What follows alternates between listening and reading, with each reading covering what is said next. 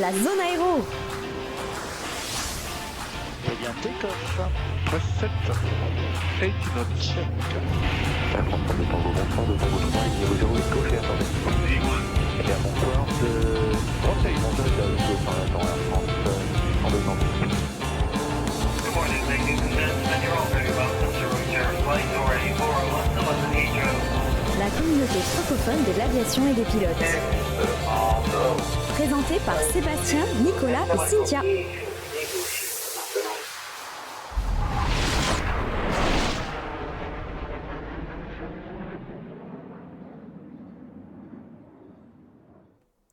Et bonsoir à toutes et à tous, soyez les bienvenus dans la zone aéro, j'espère que vous allez bien.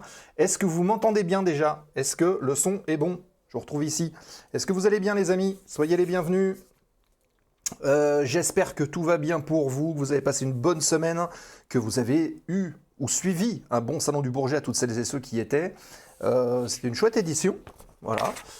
Yes Clear, donc tout va bien. On salue les derniers arrivants. On salue Dartas, par exemple, qui vient d'arriver. Cargo Lutz, qui est là. Julot, n'hésitez pas à faire un coucou dans le chat, comme ça on se salue sans problème. La modération est là, avec Julot, avec Philémon. Déjà pas mal de connectés, donc c'est bien, ça fait plaisir. Bien, et bien écoutez, pour cette... émission de la zone aéro sous le signe du vol stationnaire, je n'en dis pas plus, soyez les bienvenus. Je vous rappelle que, alors quelques petites infos, alors là c'est la première émission de la semaine, il y en aura une autre mercredi, avec Dylan on parlera de navigation VFR, vous le savez, c'est en train de se préparer. Il y aura Cynthia, normalement, qui sera en direct de Perpignan avec Dylan, et on devrait donc couvrir ce sujet mercredi. Et mercredi, ce sera l'occasion de vous parler du planning du mois de juillet, qui a été verrouillé pas plus tard que cet après-midi. Donc nous sommes ravis de vous présenter les dernières émissions de la zone aéro avant la trêve estivale. Donc on découvrira tout ça, si tout va bien, mercredi, c'est même pas si tout va bien, ce sera mercredi qu'on découvrira tout ça. Voilà, bienvenue à celles et ceux aussi qui suivent les replays sur YouTube. Comme chaque semaine, n'hésitez pas à liker, à commenter les vidéos, à nous apporter vos lumières aussi, parce qu'on ne prétend pas tout savoir, loin de là. Donc si vous avez des idées de sujets, si vous avez des petites choses à faire, et merci beaucoup à Philémon qui vient de déclencher la manchère et qui vient de renouveler son sub. Voilà, place à gauche, c'est ça, merci beaucoup. Les alertes fonctionnent. Merci beaucoup, Philémon. Donc n'hésitez pas, que ce soit sur Twitch ou sur YouTube, vous nous envoyez vos idées de sujets. N'hésitez pas, on est ouvert, on est une communauté, on est là pour échanger, discuter tous ensemble autour de notre passion commune qui est tout ce qui vole. Si vous voulez nous soutenir, vous savez comment faire sur Twitch. Vous faites comme Philémon, là, il vient de prendre un abonnement. Sinon, vous avez les Prime avec Prime Vidéo. Vous connaissez la combine. D'ailleurs, est-ce que je l'ai ici ou pas pour vous la partager? Oui, normalement, c'est ici. Voilà, vous avez les liens pour associer les comptes et avoir un abonnement gratuit. Je dis ça, je dis rien. Et puis, évidemment, si vous souhaitez soutenir d'une autre manière la zone, c'est en partageant les vidéos, en discutant tous ensemble, en relayant les différentes notifications de live, en discutant sur Discord aussi, le Discord qui vous est ouvert. Et puis vous avez aussi Patreon, vous avez... la boutique avec les goodies, avec tout ce qui est à peu près ici, enfin voilà. Allez découvrir tout ça, et comme ça au moins, vous ne raterez rien. Salut 0K, salut Free Flight, qui vient d'arriver. On va découvrir le monde des agités de la voilure. Et oui, on va faire une belle émission, avec des beaux invités. Je vous rappelle aussi, juste avant de démarrer, que donc la dernière de la zone aéro de la saison, ce sera le 19 juillet, pour la clôture de la saison, comme d'habitude. Et puis la reprise se fera au mois de septembre, comme on a l'habitude de faire. Ça nous permet de souffler un peu, de modifier 2-3 petites choses, de faire des petits réglages, et puis de redémarrer avec une chouette saison, d'autant plus qu'on a déjà des invités de confirmer pour septembre et octobre.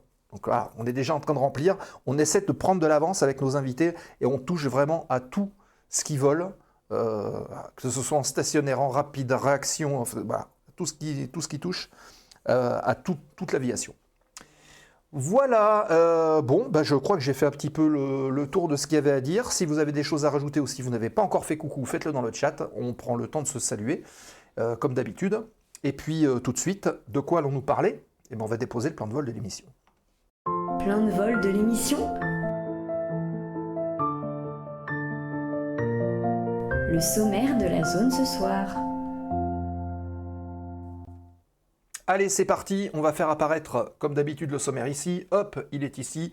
Actualité du terminal. Alors, ça va être assez rapide, hein, puisque j'ai 3 petites news à vous partager ce soir. Et puis ensuite, on va traiter le sujet au sol et en vol, puisque ça se passe au sol et en vol. Nous allons rencontrer un créateur qui est pilote d'hélicoptère, qui manage une chaîne YouTube, qu'on a beaucoup vu d'ailleurs sur le salon du Bourget. Je vous invite d'ailleurs à aller voir les vidéos qui ont été faites, il y en a de très sympas. C'est Corentin, qu'on retrouvera tout à l'heure. Corentin Larose, il est pilote d'hélicoptère, créateur de la chaîne YouTube Low Fuel. D'où vient sa passion de l'aviation? Pourquoi l'hélicoptère? C'est des questions qu'on va lui poser. Comment est-ce qu'il en est arrivé à vouloir créer une chaîne Low Fuel? On va parler un petit peu de tout ça avec lui, on va échanger. Et vous aurez aussi l'occasion de lui poser vos questions directes. Hein. Vous connaissez le principe, vous posez vos questions à partir du moment évidemment où elles sont toutes cool, bienveillantes, dans le sens de la discussion, que c'est constructif. N'hésitez pas, allez-y, hein, lâchez-vous, posez vos questions, les mettez de côté, puis on les incruste. Et au fur et à mesure de la discussion avec Corentin, on parlera un petit peu de tout ça.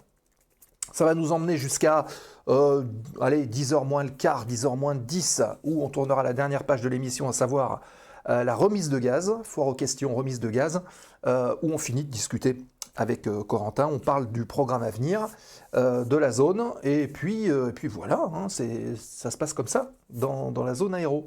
Merci Philémon pour avoir posté déjà, vous pouvez peut-être même l'épingler, le lien de l'excellente chaîne Low Fuel, la chaîne YouTube consacrée à l'hélicoptère avec Corentin. Comme ça déjà, vous avez tout ce qu'il faut pour pouvoir cliquer dessus et vous abonner.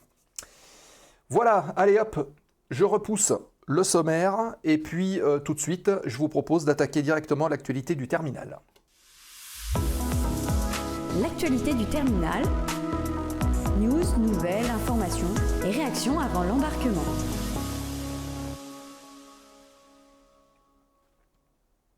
Et je vous retrouve ici, et d'ailleurs, c'est pas cette scène-là que je devrais avoir, c'est celle-ci. Logiquement, on devrait la retrouver. Là, voilà, l'actualité du terminal. Alors, de quoi je vais vous parler? On va commencer de parler un petit peu d'expérience client chez Volotea, puisque la compagnie déploie un plan assez ambitieux pour tenter d'améliorer l'expérience client, parce que visiblement, c'est ce qui fait défaut un peu à la compagnie, ce qui ressort en tout cas, particulièrement en France, puisqu'il faut savoir qu'en France, on est le marché principal de Volotea. La compagnie tend à étendre son service client 7 jours sur 7,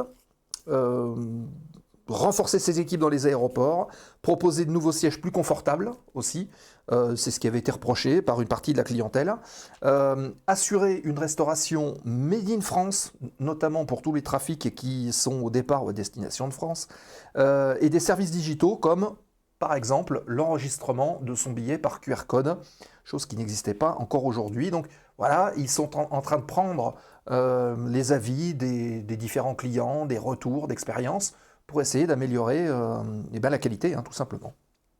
L'objectif, allier qualité de service et maintenir les tarifs compétitifs, comme beaucoup de compagnies low cost. Déjà plutôt bien noté par ses clients, par rapport, on va dire, aux standards du marché, Volotea vise un Net Promoter Score de 50 en 2025, ce qui est plutôt un step-up assez important, en misant notamment sur différents points, la ponctualité, ils veulent se renforcer là-dessus, le confort à bord, et troisièmement, une relation client réactive et personnalisée. Donc si vous êtes client de Volotea et que vous avez l'habitude de voler sur Volotea, peut-être que vous verrez des changements substantiels de par ce retour client. Donc si vous êtes client, n'hésitez pas à faire des retours clients pour améliorer les choses, puisque visiblement, ils sont en train d'être assez attentifs à tout ça. Voilà pour la première petite news. Allez, on enchaîne avec la deuxième, et on va continuer de parler un petit peu de low cost. On va parler de Ryanair. Pourquoi? Puisque Ryanair fustige aujourd'hui le gouvernement irlandais pour son inaction persistante concernant la suppression du plafond de la capacité de l'aéroport de Dublin, qui pourtant était promise lors des élections de novembre 2024. Bon, visiblement, c'est pas tenu. Et ça avait été réaffirmé aussi lors du programme gouvernemental de janvier 2025. Et 6 mois plus tard, aucune mesure concrète n'a été prise, malgré une majorité de 20 sièges au Parlement.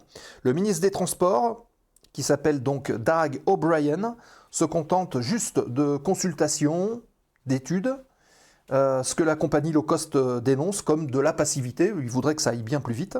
Et pour Ryanair, ce plafond qui était fixé à 32 millions de passagers par an freine, selon Ryanair, la croissance du principal hub aérien irlandais, qui est, selon eux, essentiel à l'économie et au tourisme du pays.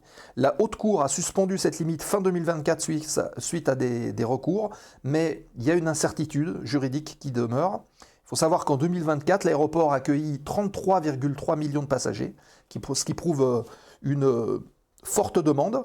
Et Ryanair appelle à une législation urgente pour libérer le potentiel de l'aéroport et rassurer les compagnies sur la pérennité de leur investissement. La compagnie estime que les tergiversations actuelles nuisent à la compétitivité de l'Irlande sur le plan aérien. On rappelle que Ryanair, évidemment, est sous pavillon irlandais, donc ils ont tout intérêt à pousser dans ce sens-là. Voilà. On continue avec la dernière news de ce soir. J'ai appelé ça dernier envol pieux. Pourquoi ? Tout simplement ce fait divers qui s'est passé dans un avion. Ce sont 2 pèlerins indonésiens âgés qui sont décédés à moins d'1 heure d'intervalle sur un même vol, à bord d'un vol retour du Haji opéré par la compagnie Saudia le 20 juin dernier, un petit peu avant l'atterrissage à Surabaya. Donc le Haji, vous savez, c'est le pèlerinage musulman qui se fait du côté de la Mecque, qui apparemment est assez physique pour les personnes âgées. Et voilà, il y a eu donc 2 personnes qui sont décédées, âgées de respectivement 67 et 85 ans, suite à des complications médicales soudaines, aggravées probablement par des turbulences rencontrées durant ce vol long courrier. Alors ce drame porte à 4 le nombre total de décès liés au Haji pour les pèlerins de Bangkalan cette année. Les autorités religieuses locales ont présenté leurs condoléances aux familles. Le Haji représente un effort physique important, puisque physiquement, il faut tourner, il faut beaucoup marcher, il y a de la chaleur, donc pour les personnes âgées, ça peut avoir des conséquences. Et par ailleurs, Saudia a également dû gérer 2 alertes à la bombe en quelques jours sur des vols liés au pèlerinage, ce qui a entraîné notamment des différents déroutements, donc impact aussi sur l'activité. Voilà, donc c'est une période un petit peu compliquée pour Saudia en attendant. Voilà, donc attention quand vous prenez l'avion, avec les écarts de pression, de température, en fonction de ce que vous faites avant, ça peut avoir un impact. Je pense aussi aux gens qui font de la plongée, par exemple, avant de prendre l'avion. Des fois, c'est pas toujours une bonne idée, donc il faut y penser un petit peu à tout ça. C'est le voyage aérien, malgré tout, y a des contraintes à respecter, donc attention un petit peu à tout ça. Voilà. Écoutez, c'est tout pour l'actualité de ce soir. On a voulu être un petit peu bref, d'autant plus que je suis tout seul ce soir. Donc, si vous avez des réactions, n'hésitez pas à les reporter dans le chat. Vous connaissez maintenant le fonctionnement, il n'y a pas de souci. Et puis, quant à nous, on va tout de suite embrayer sur le sujet de ce soir. Vous le savez, il y a quelque temps, donc, on l'a convié, Corentin. On lui a dit, tiens, est-ce que ce serait sympa de venir parler un petit peu d'hélicoptère dans la zone aéro, de parler des origines de low fuel, de parler pourquoi un pilote d'hélicoptère décide comme ça de vouloir apporter de l'information, vulgariser. C'est le sujet de ce soir, puisque la séquence au sol et en vol lui est consacrée. On retrouve tout de suite Corentin et la chaîne Low Fuel dans la zone aéro. C'est parti. Au sol et en vol, voici le thème de l'émission du jour. Et logiquement, on devrait le retrouver, et il est là, et il doit nous entendre. Bonsoir Corentin. Et ben voilà, vous allez nous dire si vous entendez bien Corentin, les amis, et comme ça au moins on sera On sera tous d'accord. Est-ce que vous l'entendez bien? Toi, Corentin, il n'y a pas de problème, tu nous entends bien? Absolument aucun souci, je vous entends fort et clair, 5 sur 5. Ok, alors Philémon dit on n'entend pas. Est-ce que vous entendez ou pas? Si 0K dit 5 sur 5. Ah si, ok, c'est bon. Donc c'est bon, le son, ça fonctionne. On est bon. Corentin, déjà, moi je tiens à te remercier de venir nous voir, d'autant plus que votre actualité sur Loufuel a été un peu chargée avec le Bourget, vous avez été bien occupé.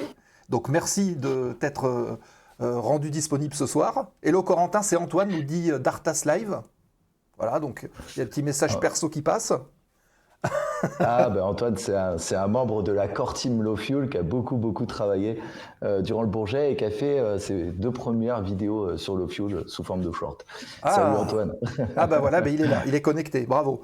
Avant toute chose, ce que je te propose, Corentin, c'est déjà de faire une petite présentation en 1 minute, simplement pour nous aiguiller un petit peu, nous dire voilà les origines, ce que tu fais, d'où ça vient, ce que tu fais aujourd'hui, et comme ça, on a déjà les grandes lignes, et puis après on rentre dans le vif du sujet si tu le veux bien.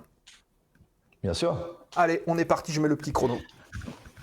Eh ben bonjour, donc je m'appelle Corentin Larose, j'ai 47 ans, je suis né en Île-de-France, j'ai grandi dans les Hautes-Pyrénées. J'ai commencé à faire du planeur il y a 25 ans. Alors c'était pas le début pour moi de l'amour avec l'aéronautique, ça a commencé bien plus tôt avec le modèle réduit, mais j'ai commencé la grandeur avec le planeur il y a 25 ans. Puis ensuite l'avion, il doit y avoir une vingtaine d'années, et l'hélicoptère il y a 10 ans.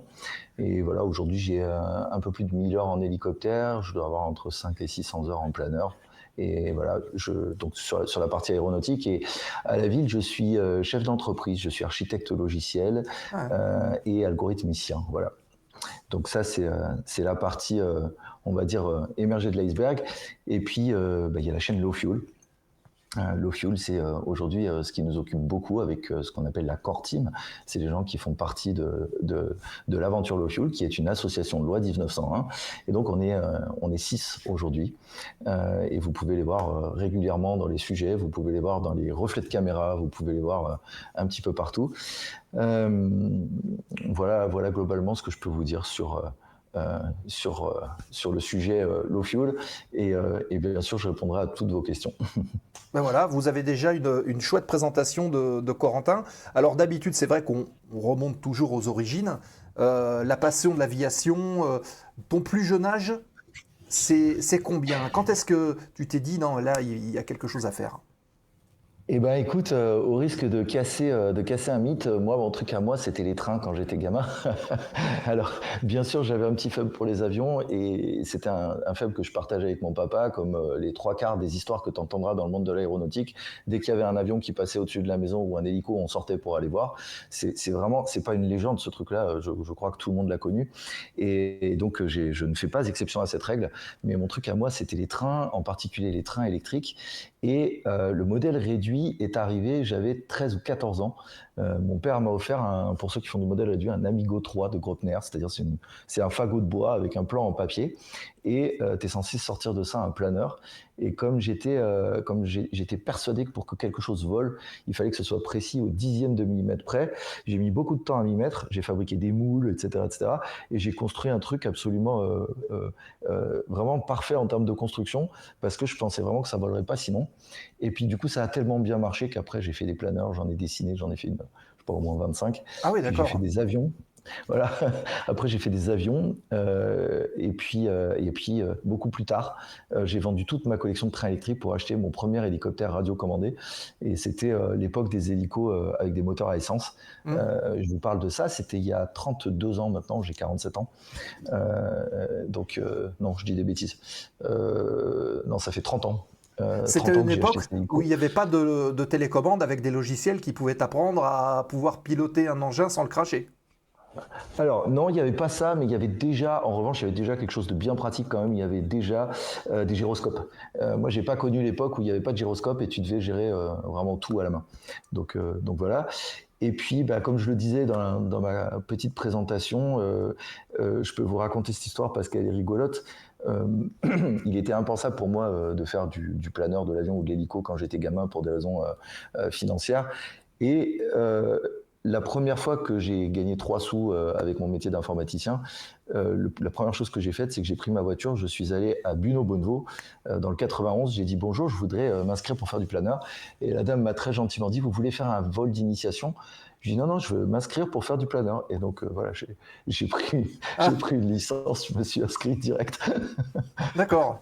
Oui, bah, au moins tu savais où est-ce que tu voulais aller. Ah, je savais, et je le dis, s'il y a des jeunes qui regardent et qui veulent voler un jour, commencez par le modèle réduit, ça vous apprendra tout ce qu'il faut. Si vous savez fabriquer un planeur et le faire voler, vous saurez piloter un planeur en 3 heures. C'est vraiment, c'est pas difficile.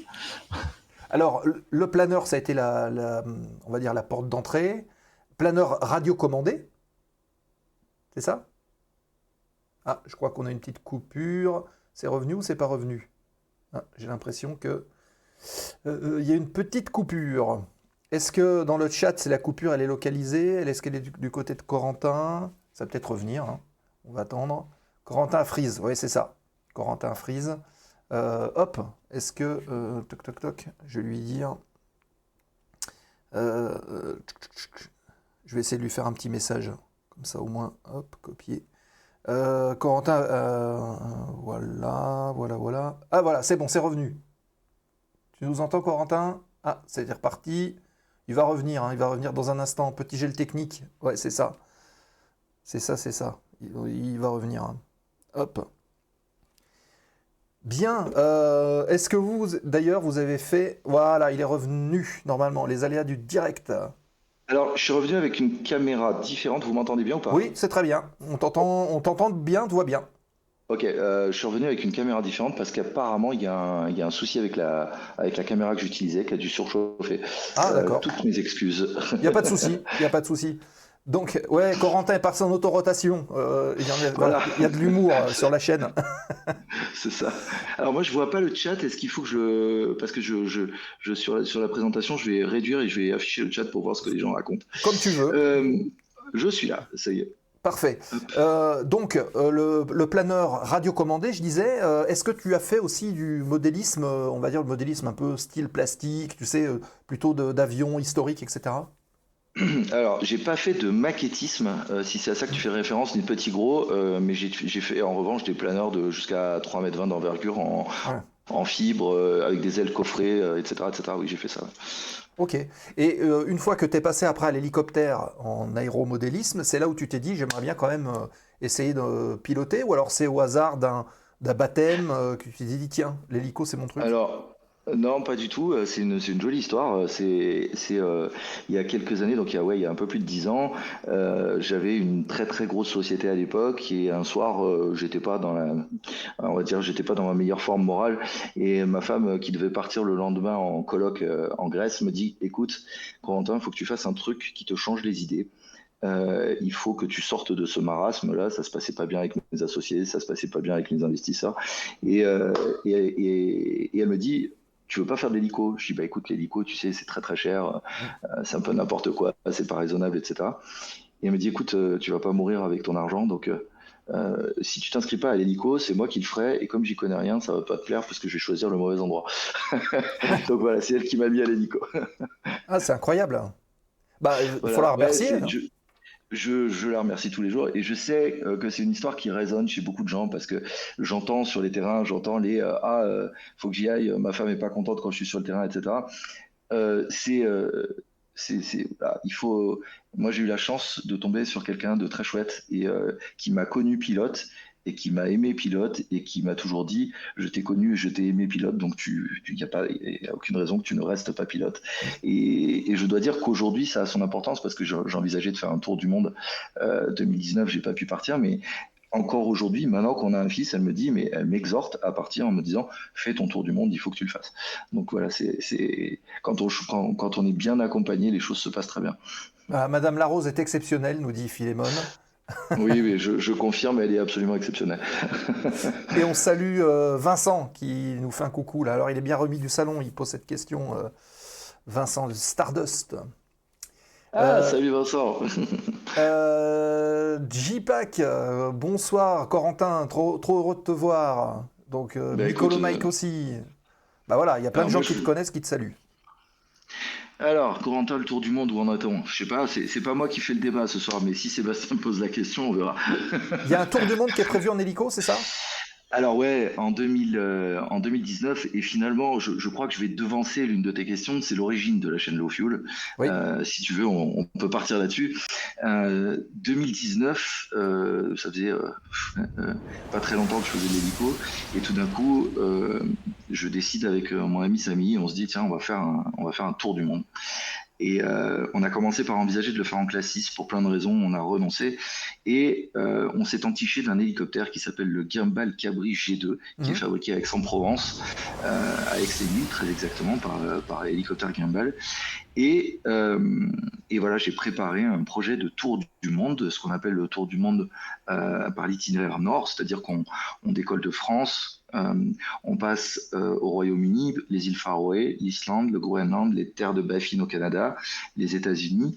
On arrive par l'Alaska au détroit de Bering, et ensuite la Sibérie pour un tiers du trajet, 12 000 km, et on revient par l'Europe.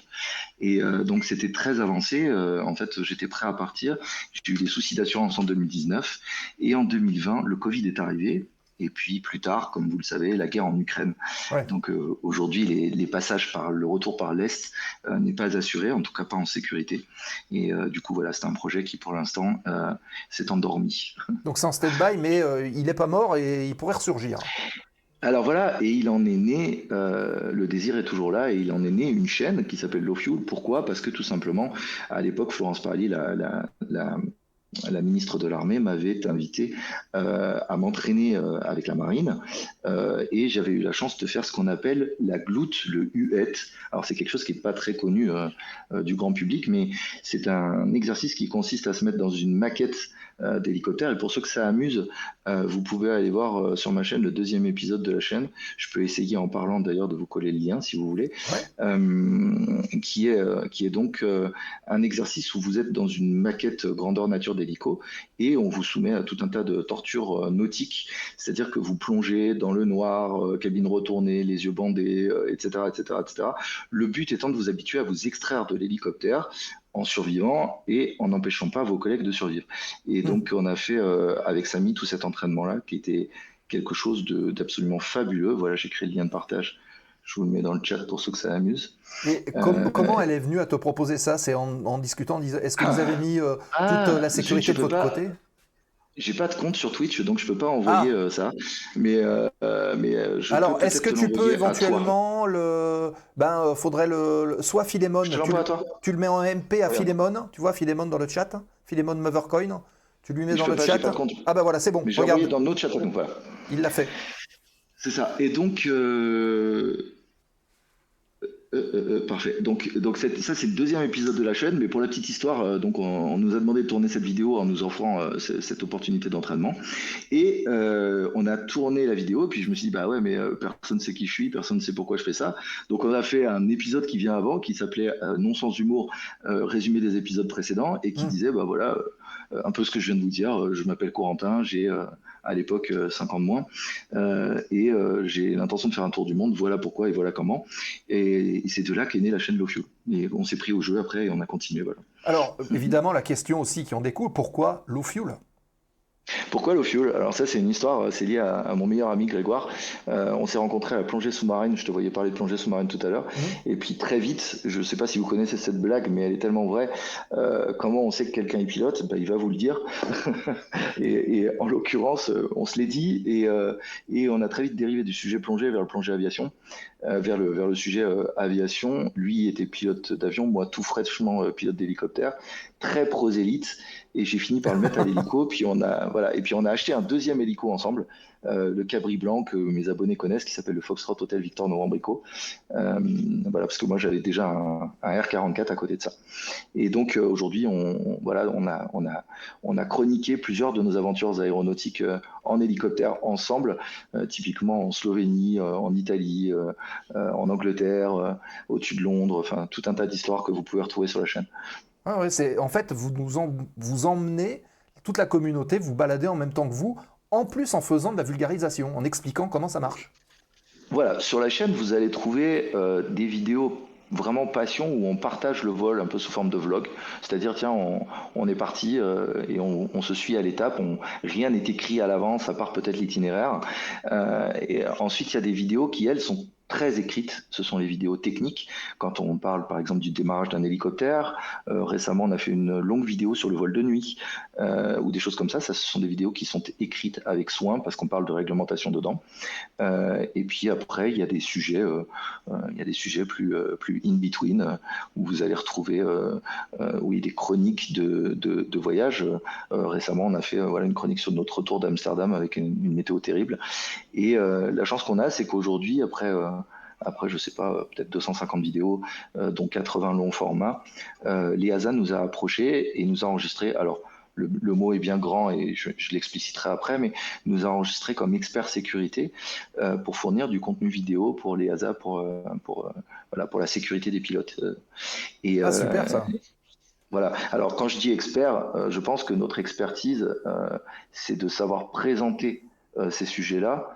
Évidemment, on reste des pilotes privés, ça je ne vous l'ai pas dit, je ne suis pas un pilote professionnel, je ne suis pas instructeur, je le répète à tous les débuts de mes vidéos, mais je suis donc un pilote privé, mais ça n'empêche pas d'être pilote privé, d'avoir de l'expérience et de professer une certaine sécurité. Typiquement, depuis le départ de la chaîne, on est les avocats du casque.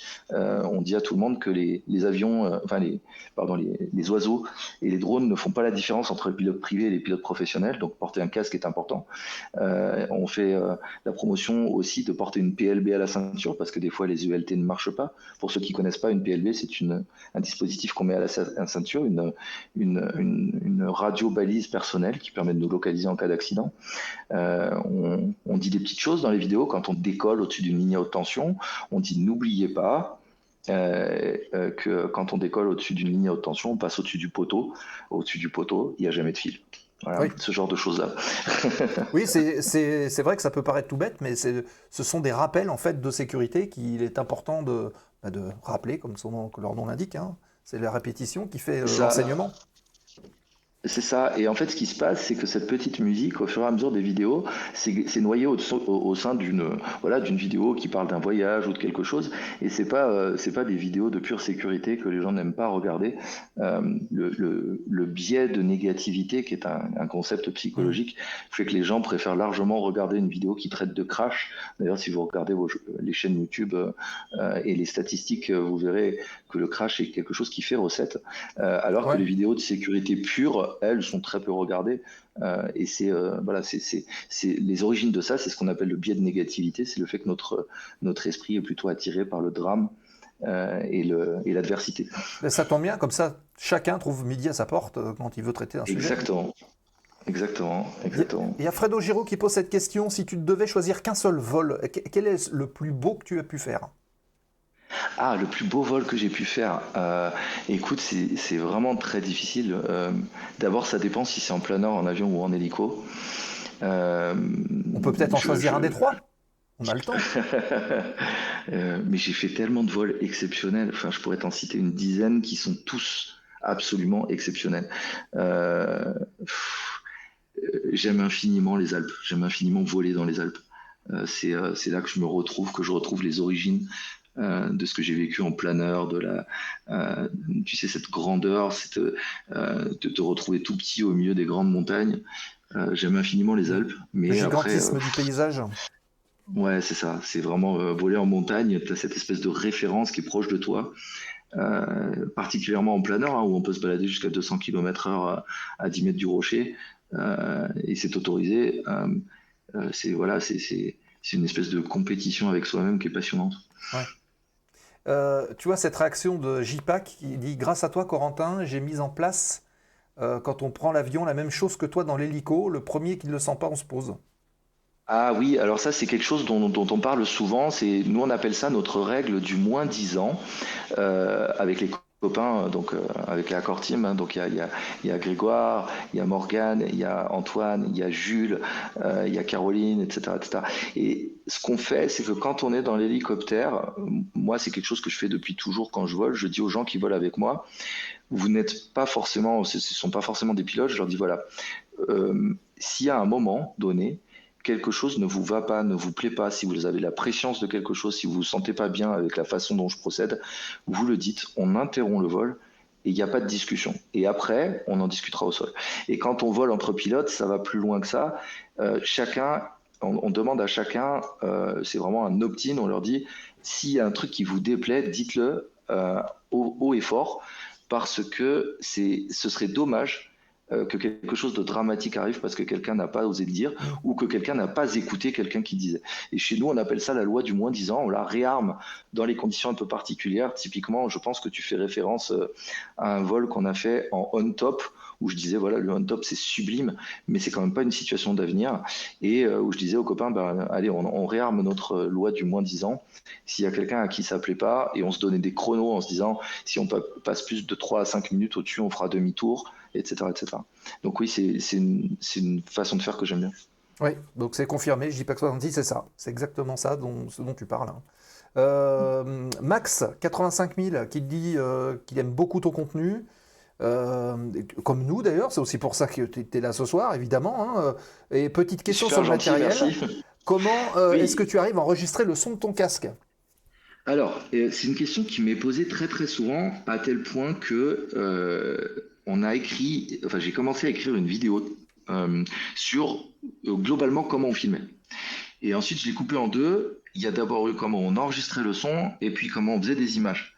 Et quand j'ai commencé à travailler en profondeur sur le son, je me suis rendu compte que d'abord, il fallait que les gens comprennent comment étaient faites les différentes prises aéro et comment elles étaient câblées à l'intérieur, parce qu'en fait, on fabrique nos prises nous-mêmes. Et donc, cette vidéo-là est une des prochaines qui va sortir. Ça va commencer par vraiment une anthologie des prises aéronautiques et de leur schéma de câblage. Et vous allez voir que on est allé très au fond des choses. On est remonté jusqu'au brevet de fabrication des prises pour vérifier que voilà, on racontait pas des bêtises. Et on a trouvé qu'il y avait beaucoup de gens qui malheureusement de toute bonne foi racontaient beaucoup de sottises sur ce sujet-là. Et donc voilà, ça va arriver, c'est compliqué, c'est un sujet un peu compliqué, mais voilà, on a bossé dessus et on va sortir une vidéo dessus. Donc vous faites aussi de l'électronique sur la chaîne? Oui, alors nous on fait bon, ceux qui connaissent bien la chaîne, ils connaissent un peu les différents environnements où je filme. Il y en a où on voit très bien toutes les imprimantes 3D qu'il y a dans mon bureau, 2-3 trucs comme ça. Et donc oui, on fabrique des choses avec la 3D pour les supports de caméra, etc. Et puis on fait un peu d'électronique, effectivement. Et c'est indispensable ou c'est parce que c'est plus simple pour vous de fonctionner comme ça que de trouver peut-être moins cher aussi? Alors, non, c'est pas moins cher, surtout quand tu as des imprimantes 3D professionnelles, c'est jamais moins cher. Mais en revanche, sur la partie électronique, il existe des câbles tout faits. Après, nous, on les trouve pas satisfaisants souvent. Mais je peux quand même vous donner, alors sans citer de marque, je peux vous dire que sur la majorité des sites en ligne qui vendent du matériel pour les pilotes, il y a vraiment moyen de trouver... attendez, je vais tourner un peu la caméra parce que la lumière change et ça va pas être très agréable pour vous. Il y a vraiment moyen de trouver des câbles, ça s'appelle des câbles d'enregistrement vidéo, bizarrement, mais vous pouvez trouver des trucs. Par contre, ça coûte très cher. Et c'est pas très cher pour une mauvaise raison, c'est très cher parce que les prises qu'on utilise en aéronautique sont très chères. Donc voilà. Ceci explique cela. Il y a Stardust, Vincent qui nous dit petit tips pour les pas bricoleurs, pour le son, un micro-cravate, donc un peu comme celui qu'on a là, dans une des oreilles du casque, capte super bien le son, où on peut trouver effectivement des câbles. Donc oui, c'est pour le parapente, je suppose. Hein. Ça marche très très bien de mettre un lavalier dans le casque, c'est vrai, j'aurais pu citer, merci Vincent, j'aurais pu citer cette solution. Le seul défaut, c'est que si vous avez un casque de pas très bonne qualité, vous allez avoir une photocopie au niveau du son. Et l'autre truc, c'est que si vous portez des lunettes de soleil, vous allez avoir un énorme rumble dans le casque. Parce qu'en fait, les lunettes vont créer un petit trou sur le casque, et vous voyez, est-ce que vous entendez la différence là ? Voilà. Donc, si on veut du son de très bonne qualité, il faut le capter à sa source. Et pour rentrer tout petit peu dans la technique, le problème c'est que le son qui sort des prises de casque, et qui est le seul qu'on puisse capter dans un aéronef, est à ce qu'on appelle un niveau haut-parleur. Et vous, pour le rentrer dans une caméra, il vous faut soit un niveau line-in, qui est beaucoup plus bas, soit un niveau micro, qui est encore beaucoup plus bas. Et donc c'est pour ça qu'il faut un petit peu d'électronique. Ok, ben voilà, vous avez déjà... des réponses à vos questions, les amis. Hein. Ouais, voilà. Donc, Vincent dit oui pour la 400M, le 380 du Jump Seat, le VA. Il avait fonctionné comme ça, et ça avait bien fonctionné. Et il y a Max qui dit il a un Bose A30 avec le Bluetooth. Est-ce que c'est possible avec le Bluetooth d'enregistrer? Alors le Bluetooth c'est fait pour rentrer du son dans le casque mais pas pour en sortir à ma connaissance. Après franchement si tu me prouves le contraire je serais très très intéressé. Mais a priori voilà, j'ai jamais vu ni dans le manuel ni dans les utilisations que j'en ai faites de possibilités de son sortant au niveau Bluetooth. Je dis une bêtise d'ailleurs, mis à part sur ton téléphone, évidemment c'est fait pour téléphoner, donc il y a peut-être des trucs à chercher, mais le problème c'est que si tu fais ça, et peut-être qu'on sortira de ce sujet-là qui est un peu niche, si tu fais ça, tu n'auras que ton son à toi, de ton casque à toi. Or, ce que tu veux, c'est le son de de la radio, donc de l'interphone de bord, et de tous les gens qui discutent. Alors, j'ai vu une vidéo il n'y a pas très longtemps où tu partais en hélicoptère, tu arrivais sur pas une surface, sur une hélisurface privée, et tu expliquais un petit peu comment ça se passait, avec l'approche, avec comment est-ce que tu travaillais. Et ça, tu l'as déjà en tête au moment où tu pars, tu rédiges en fait l'émission que tu vas tourner, et tu sais à quel moment, enfin, tu le fais en one shot, Alors, est-ce que tu parles d'une vidéo au château de la Ville du Bois? par exemple. Ouais, c'est une vidéo où j'arrive entre des arbres et j'explique Oui, les différents axes d'atterrissage d'un château. c'est ça. Non, alors non, ça c'est de la pure impro parce que tu peux pas écrire ça à l'avance. La seule chose à laquelle j'ai réfléchi, parce que bon, pour ceux qui ont regardé la vidéo, en fait j'ai réfléchi avant, je me suis renseigné sur les vents dominants de cet endroit-là parce que c'est une info qui est importante quand on explique ça. Et j'en profite pour donner une petite astuce comme celle qu'on donne sur l'O-Fuel, ça va vous donner un exemple. Quand on arrive en hélicoptère, quand on veut se poser dans ce qu'on appelle une hélisurface, c'est-à-dire un terrain qui n'est pas destiné normalement aux hélicoptères, donc un jardin, un stade de foot ou n'importe quoi, c'est important de connaître le vent parce que comme en avion, on essaie de se poser au maximum face au vent. Et pour ça, on utilise tous les signes qui sont disponibles. Ça peut être des ridules sur l'eau et ça peut être le ploiement des arbres. Et typiquement, un truc très intéressant, c'est que quasiment dans tous les villages de France, vous avez des cyprès à côté des cimetières ou dans les grandes propriétés. Et ces cyprès-là, ils vous donnent deux vents. Ils vous donnent le vent à l'instant T et ils vous donnent le vent dominant de la zone. Parce qu'en fait, ils sont pliés selon l'angle du vent dominant et les feuilles partent dans le sens du vent à l'instant T où vous êtes là. Et donc voilà, on apprend à connaître ces indicateurs-là avec le temps. Et typiquement, non, le château de la Ville du Bois, c'est une pure explication de ce que je suis en train de faire. Et moi, j'ai fait quelques tours avant pour repérer les axes que je voulais montrer. Et puis voilà, c'est juste ça, c'est pas écrit. Ouais. Il y a Japac qui dit ça me fait penser à mes cours de parapente. Ah bah oui, le parapente, tu peux pas jouer avec ça, clairement. Ouais. C'est l'aérologie, c'est l'école de la vie, hein. Donc, quand tu dois traiter un sujet, on va dire, je pense par exemple au futur sujet que tu vas faire pour les HASA, j'imagine qu'il va y avoir quand même des choses à préparer, peut-être des scénarios à écrire, des scripts, peut-être tourner dans des conditions un petit peu spéciales. Tu as déjà un axe de travail là-dessus? Vous êtes déjà penché sur la manière dont vous allez orienter les choses? Oui, en fait, pour rejoindre, donc, on nous a proposé de rentrer dans l'appel à projet, et en fait, on a dû proposer. Alors, on m'avait demandé de proposer quatre sujets, j'en ai proposé 7. Et voilà, ils ont tous été retenus. Alors après, je pense que je vais pas, voilà, je peux annoncer ce qui est déjà officiel, mais je vais pas parler de ces sujets-là, même si je pourrais vous dire en gros, c'est des sujets de sécurité. Donc oui, on va parler forcément du casque et des combis anti-feu. On va parler de sujets comme l'IMC, qui est un sujet qui m'est très cher. À chaque fois que je rencontre du mauvais temps, je me pose pour éviter le mauvais temps. Et je fais toujours une petite vidéo pour dire aux gens, n'oubliez pas, quand le mauvais temps arrive, quand vous êtes en hélicoptère, posez-vous. Et ça vient d'une tradition américaine. Ils ont lancé un mot d'ordre qui est Land the damn helicopter, qu'on peut traduire en français par poser ce putain d'hélico. Et on s'est fait un petit peu on a très envie d'importer ce concept-là en France. Et c'est exactement comme la remise de gaz en avion. Il y a plein d'accidents qui pourraient être évités si les gens armaient cette possibilité de remise de gaz en tête avant de commencer à se poser. Et en hélico, c'est la même chose. Quand on est en train de voler, il faudrait toujours se dire, ouais, si ça devient mauvais, il me reste toujours la solution de poser n'importe où. C'est vraiment une solution simple en hélico.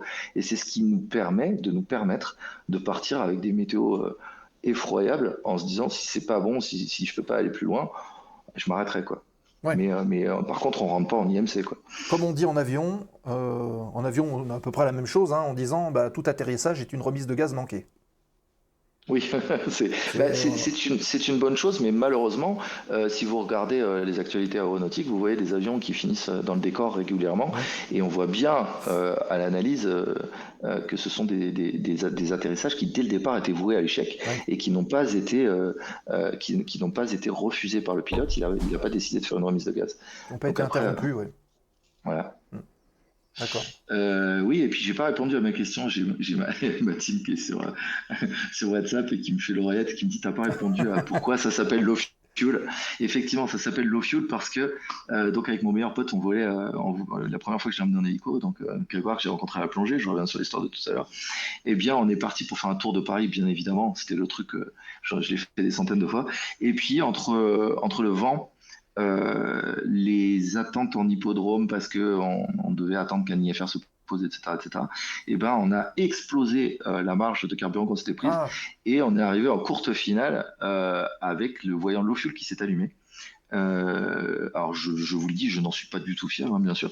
Et donc on l'a déclaré à la radio parce que c'est ce qu'il faut faire. Il y a beaucoup de gens qui ne le font pas malheureusement, mais nous on l'a déclaré à la radio et du coup on a eu droit à l'accueil par les pompiers. On a rempli notre cressag, etc. On a fait ça comme des bons élèves.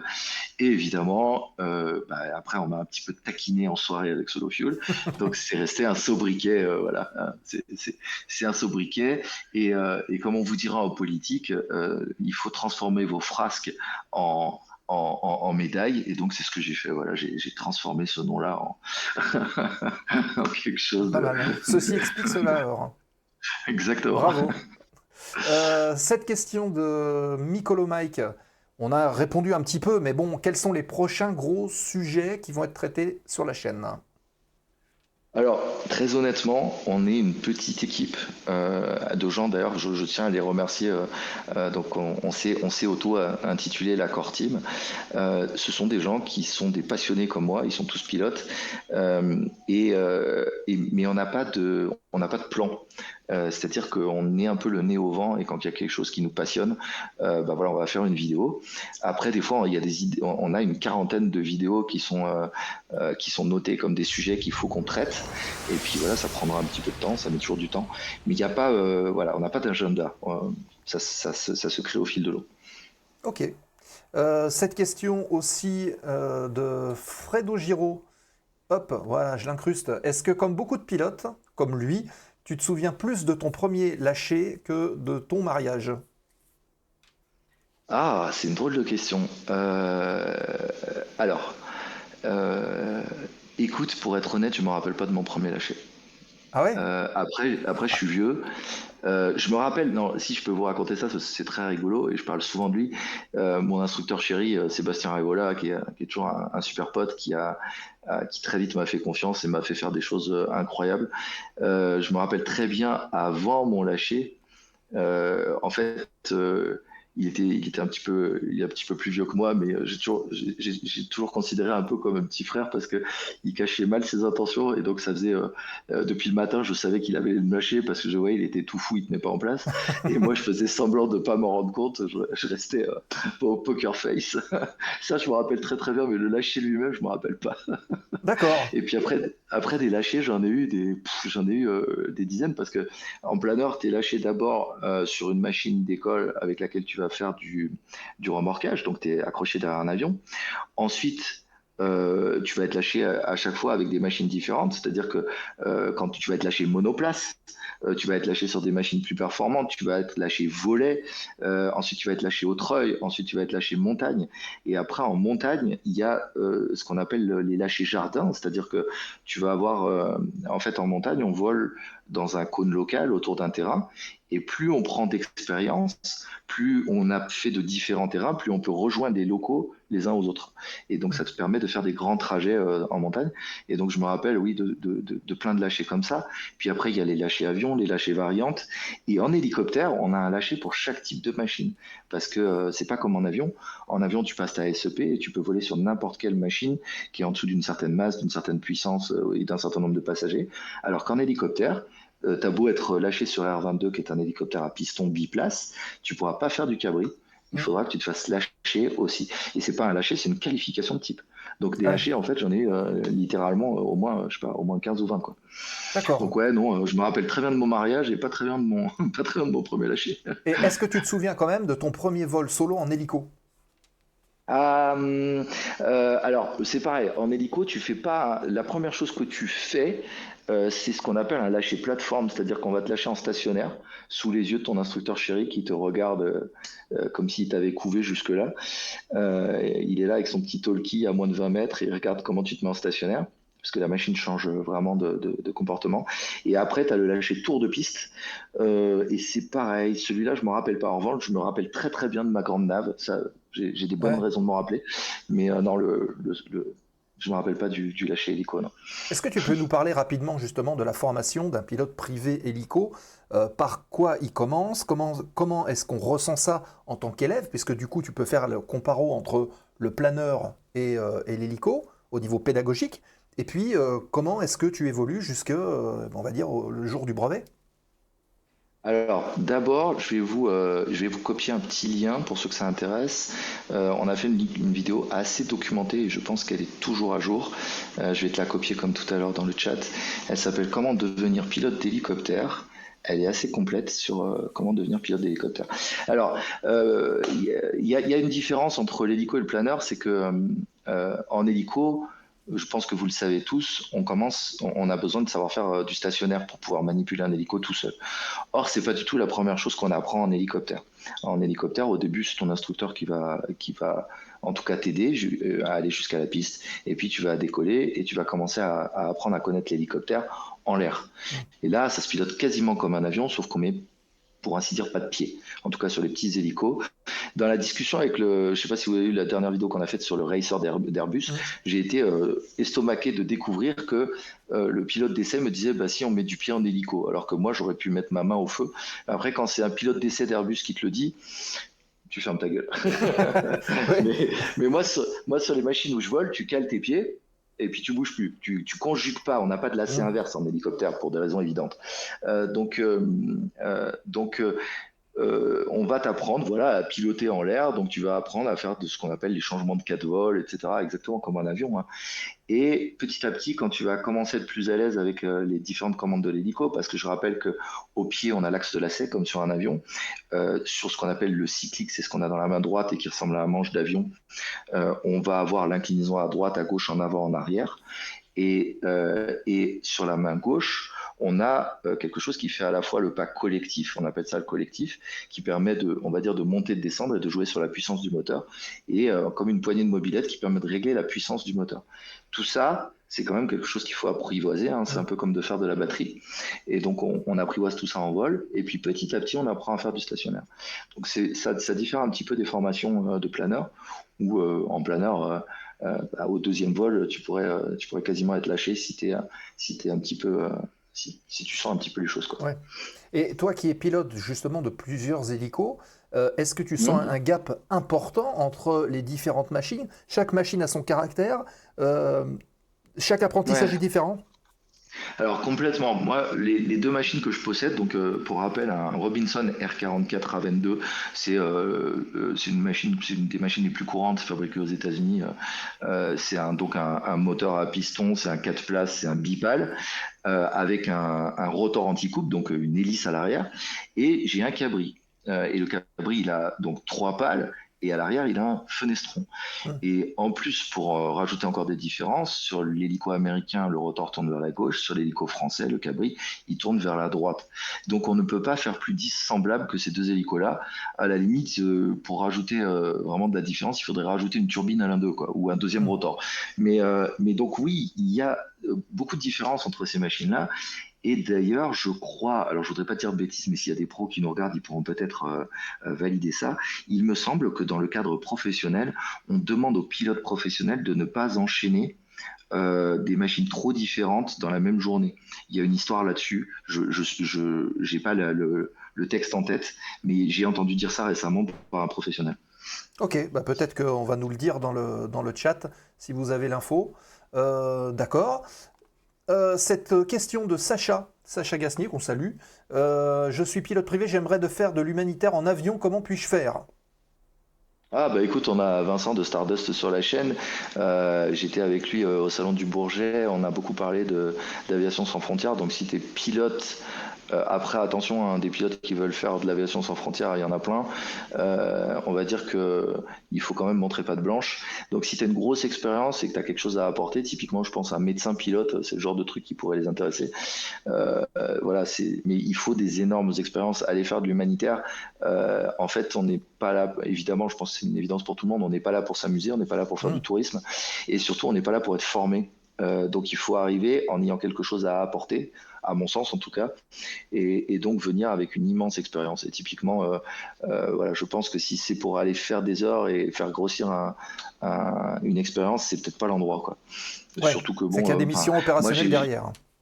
Voilà, moi j'ai un ami qui faisait de l'humanitaire et qui est reparti sur une rafale de Kalachnikov et son pote est resté sur le tarmac. Bon, c'est quand même, je sais pas comment c'est aujourd'hui, mais il y a 25 ans, c'était quand même un truc pour des gens qui étaient sévèrement informés, quoi. Ouais. Alors, si d'ailleurs le ASF, puisqu'on en parle, hein, t'intéresse, je renvoie justement dans les replays aussi de la zone le live avec Christophe Escrip qu'on avait reçu, qui était pilote-instructeur sur Caravan, qui est aussi un des avions phares d'Aviation sans frontières. On en avait parlé. Donc tu peux le trouver en replay. Alors, il y a d'autres questions qui arrivent au fur et à mesure. Hein, on les prend. Alors, Mike. Je pense que c'est une question qui était un petit peu récurrente au Bourget dans les vidéos que j'ai pu entendre. Si tu pouvais faire un vol avec n'importe qui, mort ou vivant, qui est-ce que tu choisis? Dans quel avion ou quelle machine, hein? Au risque de pas être très très original, moi je suis pas un fan par nature, mais il y a des choses qui m'impressionnent très très fort. Aujourd'hui, on peut s'intituler pilote, on peut avoir de l'expérience, on peut jouer aux écharpes blanches.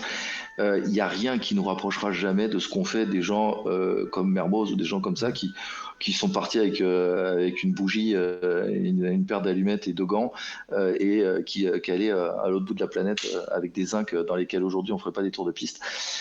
Donc je vous avoue que par curiosité, non pas par fanatisme, mais par curiosité, j'aimerais bien voir comment ils faisaient. J'aimerais bien voir la réalité de leur pratique, parce que il y a ce qu'on nous raconte, il y a ce qu'on embellit, il y a le folklore qu'on met autour. Moi, j'ai toujours considéré qu'au départ, c'était des têtes brûlées qui avaient eu beaucoup de chance et que la chance s'était transformée en expérience. Et je crois qu'on vit tous un peu ça. Et après, quand on mythifie les gens, on a tendance à considérer qu'ils étaient bons à la naissance. Mais moi, je pense qu'ils ont sacrément fait les cons et que, en fait, ils ont eu beaucoup de chance pour certains, et pas tous, hein, il y en a qui sont partis. Et que cette chance s'est transformée en expérience. Tout ce qui ne nous tue pas nous rend plus fort, hein, c'est ce fameux adage rebattu et rebattu. Et donc ouais, ça me ferait marrer de voir comment ça s'est passé en vrai. Donc plutôt des pionniers du coup. Ouais, plutôt un pionnier, ouais, du genre. Après, c'est vrai que quand on lit les mémoires, je sais plus, c'est pas Guillaumet, je sais plus lequel c'est, qui se retrouve à devoir traverser les Andes à pied parce qu'il s'est craché là-haut, et qui raconte dans son livre, on lui demande comment il a survécu, et il dit j'ai marché parce que je me suis dit que mes amis se disaient que je marchais, que ma femme se disait que je marchais, etc. Et j'ai trouvé ça très très fort comme déclaration. Il a dit un truc très simple, et en même temps je comprends ce qu'il s'est dit. Il s'est dit tu peux pas lâcher parce qu'on t'attend au bout. Ouais. Et c'est des trucs, ça, voilà, plus que les grandes déclarations, c'est des trucs qui me touchent. Le truc de dire j'ai marché parce que je savais qu'on attendait de moi que je marche. Ouais. C'est même philosophique, hein, quelque part. Très. Et ça ressemble à beaucoup d'étapes de la vie où on fait des choses qu'on n'aurait peut-être pas faites si les gens ne nous avaient pas attendus au bout de la route. Alors, avant de continuer sur les questions du chat, moi j'en ai une. Pourquoi tu n'as pas pensé à un moment donné à dire bah écoute, ça y est, je laisse mon côté entrepreneurial et je me lance, je veux devenir pro? Alors, c'est une question, c'est difficile d'y répondre sans éventuellement froisser des gens, mais en fait, embrasser la carrière de pilote, il y a la carte postale, il y a les dépliants qu'on vous donne dans les écoles, et puis il y a la réalité des choses. Il y a quelques pilotes qui feront des choses fabuleuses. La majorité va se faire chier profondément, Et ce que je dis souvent à des jeunes qui veulent devenir pilote pro et qui sont en train de faire leur mûrissement, je leur dis, les gars, vous n'aurez plus jamais dans votre vie, statistiquement, la chance de pouvoir vous payer 50 heures d'hélico les unes derrière les autres. Donc faites compter ce putain de moment-là et faites pas des tours de piste de blaireau avec votre famille. Voyagez, faites un truc grand, dépassez-vous. 50 heures, vous pouvez aller jusqu'à Moscou et revenir. Et donc j'essaie de leur dire, faites compter ça, prenez de l'expérience, apprenez à faire des trucs. Et je vois que après, bah ouais, quand on discute avec les pilotes de l'armée qui ont fait des choses fabuleuses parce que c'est eux qui sont amenés le plus à voyager, etc. Bah quand même, il y en a souvent quand même qui nous disent, bah je fais pas ce que je veux, quoi. Et donc moi, j'ai la chance d'avoir pu mélanger tout ce que j'aime. C'est-à-dire j'ai une chouette vie de famille, j'ai une très très belle vie, je gagne très très bien ma vie, et quand je prends un hélico, c'est pour aller là où j'ai envie d'aller, avec qui j'ai envie d'aller. Donc c'est probablement la raison. Après, pour répondre un peu plus profondément à cette question, je réfléchis éventuellement à passer instructeur, non pas pour instruire, parce que je trouve que c'est une responsabilité immense, et je pense qu'on n'a jamais le niveau d'instruire. Donc je suis très admiratif des gens qui se lancent et qui le font, mais plutôt pour grandir, pour apprendre des choses que je pourrais pas faire si je devenais pas instructeur. Voilà. Ok, donc en fait, l'utiliser comme un step-up et après, éventuellement, tu te considères comme pédagogue ou pas du tout? Parce que c'est un peu ce que tu fais quand même au travers de la chaîne. Alors, c'est toujours difficile de répondre à des questions comme ça, mais je pense avoir démontré que j'étais pédagogue, mais même avant cette chaîne, parce que dans mon métier, j'ai aussi formé des dizaines et des dizaines de personnes à tout un tas de choses, et ce qu'il ressort, et il y a une raison profonde à ça, c'est que j'aborde les choses sous un angle qui est parfois différent et qui est en tout cas pas académique, mais qui fonctionne. Et pourquoi? Bah parce que c'est un autre élément de ma vie. Je suis jamais allé à l'école, moi. J'ai étudié par correspondance depuis le CP jusqu'à la terminale. Donc je n'ai pas appris des choses. Quand on va à l'école, on a un professeur qui nous apprend des choses. On apprend ses leçons, etc. On m'a appris à apprendre. C'est complètement différent. Par exemple, on m'a pas donné la définition d'un mot en me disant apprends-la par cœur. On m'a dit quand tu cherches à comprendre ce que veut dire un mot, ça c'est un dictionnaire et voilà comment on cherche dedans. Et c'est une approche complètement différente du savoir. Elle n'est pas meilleure, elle n'est pas moins bonne, elle est différente. Et je pense que c'est ce qui fait l'angle un peu particulier avec lequel j'explique les choses sur la chaîne. D'accord, ok. Très bien. Il y a encore quelques questions là qui arrivent. Combien d'heures as-tu à ce jour sur hélicoptère? Nous demande David. David, parce que David, c'est un grand monsieur de l'hélicoptère. Il a fait des choses incroyables. Ce garçon-là a traversé depuis la France jusqu'aux États-Unis à Oshkosh dans une Alouette 2. Il est passé l'itinéraire que je vous décrivais tout à l'heure, lui, il n'en parle pas, il l'a fait. Donc respect à David. Il était avec un autre grand pilote qui s'appelle Pascal Petitgenet dans une Alouette 2 mythique qui s'appelle la 1003, qui est revenue récemment en vol après avoir été détruite par les complices de Redouane Faïd, puisque c'est elle qui a été prise pour enlever Redouane Faïd de prison. Donc c'est une grande histoire. David, écoute, j'ai un peu plus de 1000 heures maintenant, voilà, pour te répondre rapidement. Voilà, c'est aussi des anecdotes à partager, ça, ces trajets. Ouais. Il y a peut-être d'ailleurs des photos, des vidéos qui immortalisent un petit peu ça. Ça serait intéressant. Bien sûr. Ils ont fait des choses folles, dans tous les sens du terme. Et Mikolo Mike, est-ce que tu as eu un moment de panique ou de grosse adrénaline en vol réel? Et si oui, comment est-ce que tu l'as géré? Alors, ouais, c'est une des vidéos les plus vues de la chaîne. Vous verrez que le pathos, c'est pas forcément trop mon truc, donc j'ai coupé les choses irréparables dedans. Mais en gros, j'ai eu l'occasion et l'immense chance de faire du MiG-15 aux États-Unis. Ouais. Et durant ce vol-là, alors moi, je suis un pilote qui écoute beaucoup les machines, qui les ressent, etc. Et si vous regardez cette vidéo, en même temps que je vous parle, je vais vous coller le lien de la même manière. Dès le début du vol, en fait, j'avais senti qu'il y avait quelque chose de bizarre. Et je l'annonce, d'ailleurs, on le voit dans la vidéo, je dis, mais il y a la pression hydraulique qui passe de 70 à 140, je sens un effet de tiroir sous le pied, etc. Et bon, bah voilà, ça n'était pas particulièrement alertant à ce moment-là. Et on est tombé en panne hydraulique en 1015, et on était très très bas, à très haute vitesse dans le désert du Mojave aux États-Unis, en Californie. Et ce qui se passe, c'est que je l'avais jamais raconté, enfin en tout cas en dehors du cercle privé, les cartouches des sièges éjectables n'étaient pas activées dans l'avion pour éviter que des gens ne fassent des bêtises. Et puis de toute façon, c'est des sièges éjectables qui datent d'il y a 70 ans ou 60 ans, donc on aurait été disloqué. Et donc la manœuvre de secours ne fonctionne pas, ça on le voit dans la vidéo. Et ma femme m'attendait enceinte de mon fils qui aujourd'hui a 5 ans sur le tarmac. Et donc je dis à Fred, dès qu'il m'annonce, il me confirme la panne, parce que je lui dis il y a une pompe hydraulique qui s'agite sous mon pied gauche. Et il me dit je regarderai ça. Et puis quelques instants après, il me dit on est en panne hydraulique. Donc la première chose que je lui dis, qui est un réflexe de pilote, c'est on monte.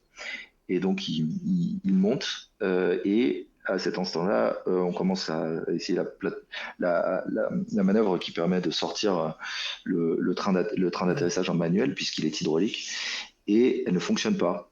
Et elle ne fonctionnera pas pendant un quart d'heure. Sauf que le problème du MiG, c'est qu'on a quasiment plus d'essence, parce qu'on volait à très haute vitesse à très basse altitude, donc on a tout cramé. Et au moment où on a quasiment plus d'essence, on se dit, je lui dis, écoute, il est hors de question qu'on aille se cracher sous les yeux de ma femme, donc on va se poser sur le lac Salé. Et parce qu'on ne peut pas sauter de la verrière de cet avion-là, on est très engoncé. Et si jamais on sort, la vitesse de décrochage de l'avion est assez haute. Et du coup, on se taperait l'empennage entier qui est derrière. Donc en fait, peu de chances de survie. Et du coup, on dit on va se poser sur le ventre. Mais si on se pose trop tard, on n'a plus d'essence, donc on se pose réacteur éteint et on est une pierre. Et si on se pose trop tôt, on prend feu. Et donc voilà, c'était choisir entre Caraïbes et Silla. Et je lui dis, en tout cas, une chose est certaine, je ne veux pas qu'on se pose sur le terrain, je veux pas que ma femme me voie mourir avec mon fils dans le ventre, sinon elle aura perdu les deux le même jour, quoi. Et donc toute cette partie-là, on l'a coupée bien sûr au montage, parce que c'est une discussion qui n'a pas à être publique. Oui, c'est pas évident en plus à gérer, expliquer. Voilà. Écoute, ça a été très calme et on est tombé d'accord. Encore une fois, les gens raisonnables trouvent toujours les mêmes solutions. Et c'est resté très calme dans l'avion. Et au moment où on avait pris notre décision, le train sort et on était resté pas loin de la finale, et donc on a pu se poser. Mais ça a été une expérience. Alors, pas d'adrénaline du tout, parce qu'en fait, quand ça fait des années qu'on vole, le vol est tellement consubstantiel à notre chair que c'est naturel d'être en l'air. Moi, j'ai plus ce kick qu'on a tout au début. C'est comme la drogue. Je pense que moi, j'en ai jamais pris, mais il paraît que le premier shoot, on le retrouve jamais. Je pense que l'aéronautique, c'est un peu pareil. Maintenant, j'ai volé dans des trucs fabuleux, etc. Mais et encore, il y a des gens qui ont fait des choses bien plus incroyables que ce que j'ai pu faire. Mais voilà, l'adrénaline, je la ressens plus trop. Et la panique non plus, jamais trop, parce que je suis plus occupé à réfléchir et à discuter de ce qu'on va pouvoir faire. Et ça va avec cette espèce de truc qu'on m'a toujours appris en planeur, c'est on pilote jusqu'au bout, on pilote jusqu'à ce que le planeur soit arrêté et que l'aile soit posée par terre. Et encore, s'il y a beaucoup de vent, ça dure même plus longtemps que ça. Donc c'est un peu ce concept-là. Donc des frayeurs, non, j'ai eu des trucs qui me sont arrivés qui n'étaient pas globes du tout, mais non, des frayeurs, j'ai jamais vécu une panique, et je pense que ce qui pourrait me faire vivre une panique, c'est des vraies très grosses turbulences dans un avion de ligne. Et ça pourrait me faire très très peur, parce que tu peux rien y faire, quoi. C'est-à-dire que t'es pas acteur, t'es juste spectateur. Ouais, et malgré ce que je répète régulièrement à ma femme en lui disant tu seras évanoui de terreur avant que ce soit dangereux pour l'avion, je pense que je ferai pas le malin quand même, quoi. D'accord, ok. Ah ouais, donc tu as quand même passé par des moments aéronautiques assez intenses, entre le MiG, entre les différents avions. Est-ce que, par exemple, il y a, je sais pas moi, suivre une mission avec la Sécu civile hélico, faire de l'hélitroyage, ce genre de choses-là, c'est quelque chose qui pourrait te plaire ou tenter, Oui, alors, ou il y a un projet? Ouais, ça fait des années que c'est dans les tuyaux. On est très amis avec la sécurité civile. Il y a beaucoup de pilotes qui nous connaissent, qui sont très gentils, qui nous envoient des petits mots. En fait, on a un petit monde sympa. C'est que, enfin, pour les pilotes qui sont là, peut-être que si vous volez en région parisienne, vous avez peut-être croisé ça. Mais quand on est en vol, il semblerait que ma voix soit très reconnaissable. Et donc, j'ai souvent des petits messages. Ouais, salut le fuel. Et en particulier, les contrôleurs de la zone parisienne discutent carrément avec nous sur la fréquence. Et il n'est pas rare que la sécurité civile ou le SAMU nous passe un petit bonjour. Et même à Nîmes-Garon, Grégoire, qui volait sur notre Cabri G2, a eu la surprise d'entendre sur la fréquence le Novembre Echo, tu bouges pas. Et il a vu arriver sur sa gauche un magnifique 145 D3, le dernier hélicoptère de la sécurité civile, qui est venu lui faire coucou en formation. Donc ça, c'est des choses qu'on a la chance de faire au jour le jour parce que l'eau fuel et parce que les gens ont la gentillesse de regarder les vidéos et de bien nous aimer. Mais la prochaine fois que vous venez sur Garon, vous vous posez, mais vous venez ici, hein, et comme ça on boit un verre directement au vrai bar de la zone. Hein. Ah bah écoute, on doit descendre avec Grégoire avant le 25 juillet pour présenter notre hélicoptère pour son CEN, son certificat d'examen de navigabilité. Et donc on sera dans cette zone-là. Et généralement, quand on est du côté d'Aix, on en profite pour venir faire le magnifique transit côtier que j'adore là au-dessus de la Camargue, etc. C'est vraiment un très bel endroit. Bah écoute, à Calais tout ça. À Calais. Très bien. Il y avait aussi cette réaction, c'est Fredo Giraud qui disait « Je pense que tu feras un bon instructeur. On apprend autant, voire plus sur soi-même que sur les autres. » C'est ce que tu disais en tant qu'instructeur. Ouais, alors moi je vous avoue que je me vois bien faire de l'instruction.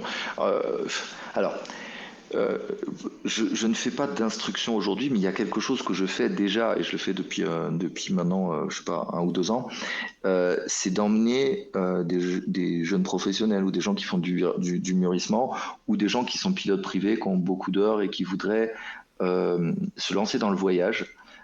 Et qui ont un petit peu peur de ça. Donc, je les emmène avec moi. On fait des grands tours. Donc, on part généralement de France. On peut passer par l'Italie, par la Suisse, par l'Autriche, par l'Allemagne, souvent les Pays-Bas, puis ensuite les Royaumes-Unis. Et ça permet de voir plein d'accents différents d'anglais. Et ça permet de travailler son opérationnalité, non, son opérationnalité, je sais pas, enfin d'être opérationnel en tout cas. Qu'est-ce que je veux dire par là? C'est que si vous avez volé en France, vous faites peut-être partie de ces pilotes qui râlent en disant ouais, la France, tout est interdit, etc., etc. Ben, je peux vous dire une chose, c'est que en fait en France, oui, on a beaucoup de zones, c'est assez désagréable, mais globalement, on a des cartes VAC. Et en hélicoptère, on a quand même encore un grand territoire de liberté. La seule chose qu'on nous a retiré récemment, c'est une loi scélérate, c'est la loi montagne qui fait que toute commune qui est enregistrée comme étant une commune de montagne au titre de l'urbanisme, donc il y en a plus de 6000 en France, est interdite d'atterrissage aux hélicoptères privés. Ça, c'est une bêtise. Mais partout ailleurs en Europe, c'est beaucoup plus complexe. On ne peut pas se poser comme on veut. En Allemagne, et faire une hélisurface, c'est très compliqué, etc., etc. Donc, être opérationnel à l'international, c'est aussi savoir qu'il n'existe pas de carte VAC dans les autres pays. Il faut savoir comment trouver la quasi-totalité des terrains sont privés. Il faut souvent un PPR pour y aller, etc. Et donc, être opérationnel, c'est être capable de préparer son vol, d'être efficace, de trouver de l'essence, de trouver des terrains, etc. Et puis, c'est aussi savoir travailler en anglais, négocier des itinéraires et toutes ces choses-là. Donc on emmène souvent, moi j'ai des itinéraires fétiches à Amsterdam par exemple, où je montre aux gens que quand on parle bien anglais et qu'on travaille bien avec les tours, on peut même obtenir des choses qui ne sont pas sur les cartes, ou pareil à Londres, pareil, voilà. Ouais. Je reviens sur la loi dont tu parlais, là, l'histoire des communes, que j'ignorais d'ailleurs totalement, j'étais pas au courant. Est-ce qu'ils ont expliqué pourquoi ils ont choisi de placer ces communes, de dire maintenant c'est fini? Alors, en fait, ça vient d'un procès qu'il y a eu il y a quelques années où il y a quelqu'un qui s'est posé sur le Mont Blanc en avion et c'était interdit et il a pris de mémoire, je ne veux pas dire de bêtises, mais je crois 28 € d'amende et il a un petit peu fanfaronné en disant bon bah à ce prix-là, je peux le refaire quoi.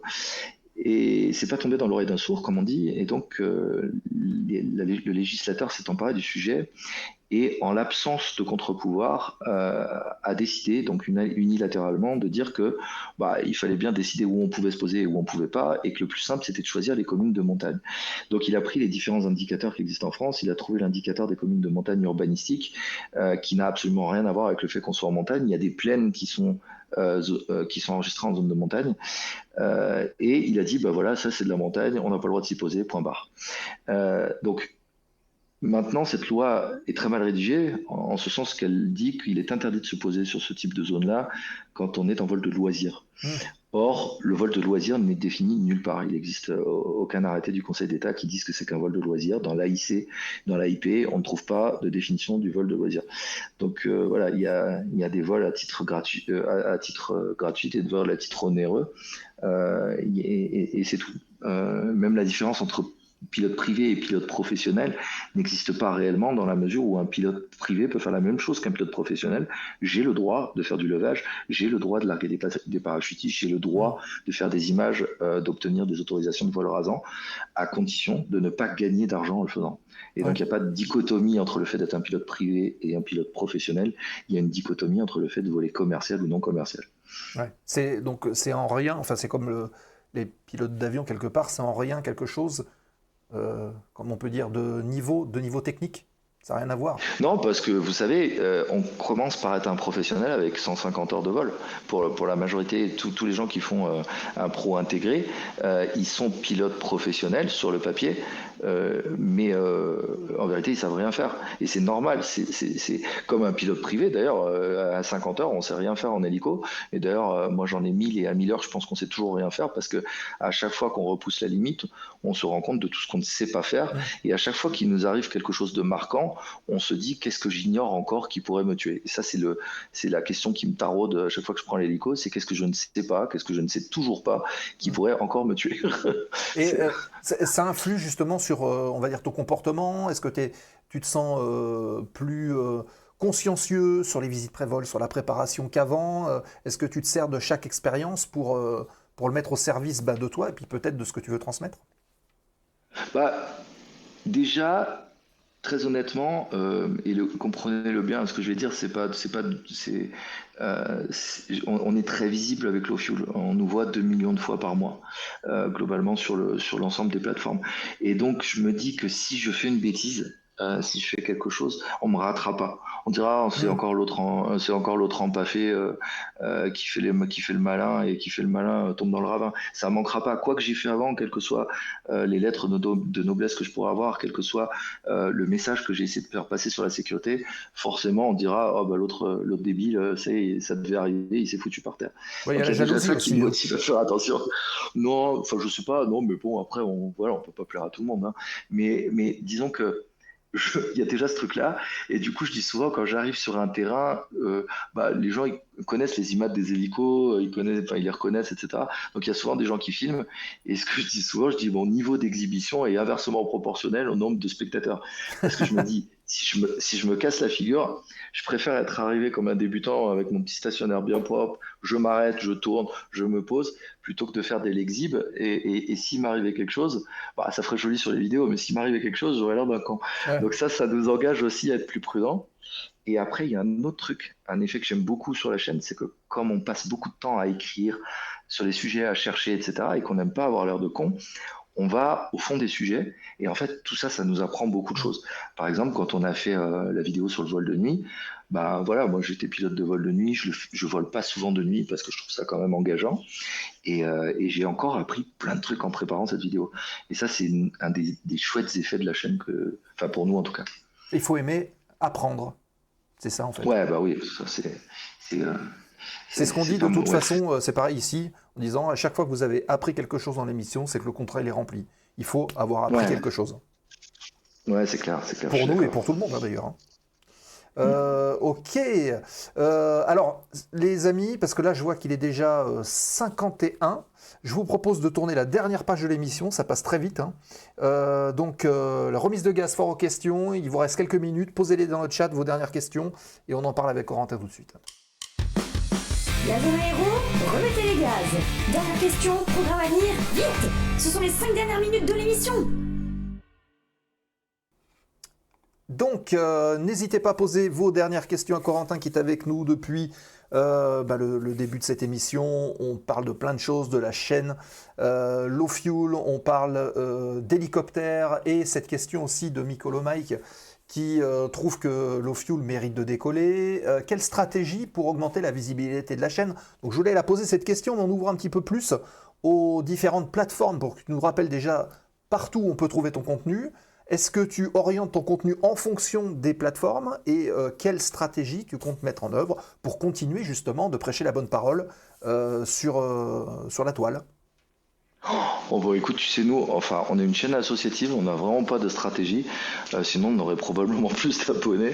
La seule stratégie que je connaisse qui fasse du clic, hein, parce que c'est de ça qu'on parle, c'est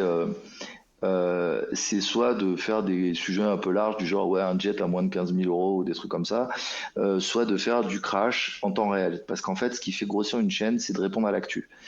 Si vous faites typiquement, hein, regardez le sujet du Racer Airbus, là pour une fois on a répondu à l'actu, pas par plan, pas par anticipation, mais parce qu'on était au salon du Bourget et qu'on a tourné ce sujet et qu'on a eu la chance qu'Airbus nous laisse l'accès complet à la machine pendant 45 minutes, bah la vidéo marche du feu de Dieu et elle va probablement marcher encore plus fort dans les jours qui viennent.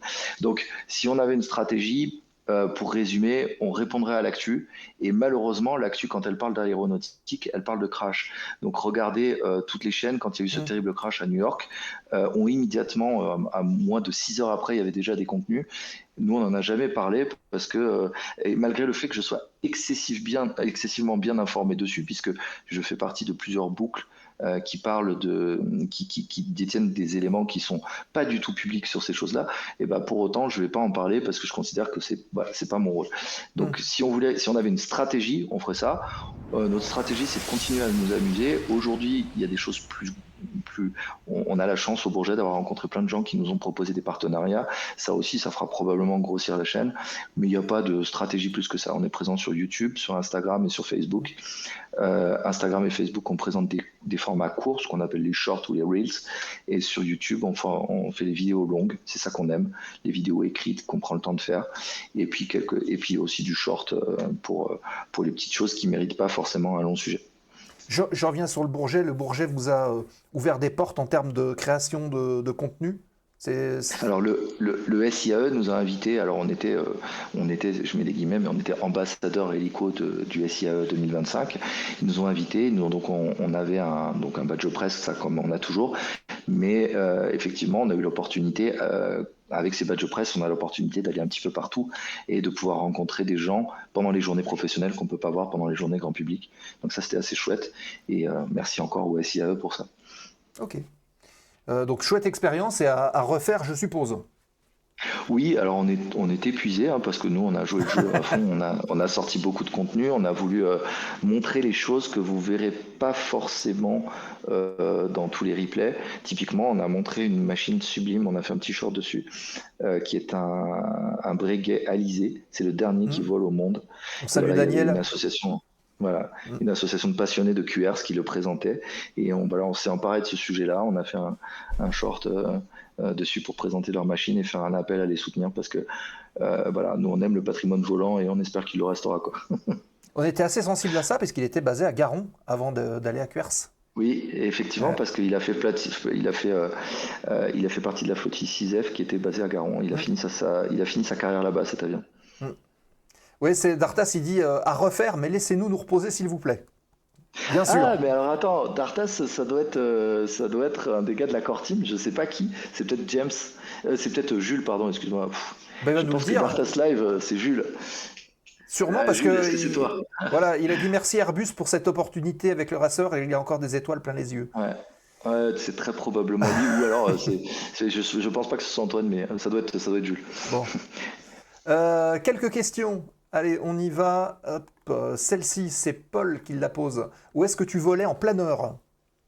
Ah, j'ai volé à Bunau-Bonnevaux, et puis ensuite Saint-Rémy-de-Provence quand j'ai commencé les montagnettes. Ensuite Saint-Crépin, la Motte du Caire, Sisteron, le terrain qui est sur le plateau de Valençol, juste avant la serre de Mondonier, je sais plus comment il s'appelle. J'ai volé dans plein de terrains avec plein de gens, et c'était une très très belle époque. J'en fais moins, mais non, c'est Antoine. Non, c'est Antoine. Non, c'est Antoine. Excuse-moi, Antoine. Le Mazet, c'est ça le terrain? Le Mazet romanin, ça c'est à Saint-Rémy-de-Provence. Ok. Ok. Cette question de Fredo Giraud, est-ce que tu as essayé le parachute, le paramoteur, le pendulaire, le ballon? Alors, pendulaire, oui, on prépare une vidéo bientôt, ça fait 1 an que je dis ça. On tourne classe par classe, on fait toutes les classes du LM. Donc, classe 1, paramoteur, classe 2, le pendulaire, classe 3, l'avion ULM, classe 4, l'autogire, classe 5, les ballons et classe 6, les hélicos.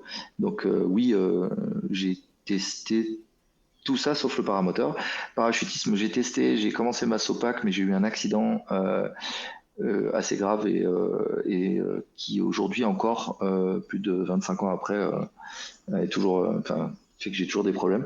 Donc j'en ai pas refait après, c'est pas par crainte, mais c'est que j'y ai pas trouvé en plus mon compte, donc voilà.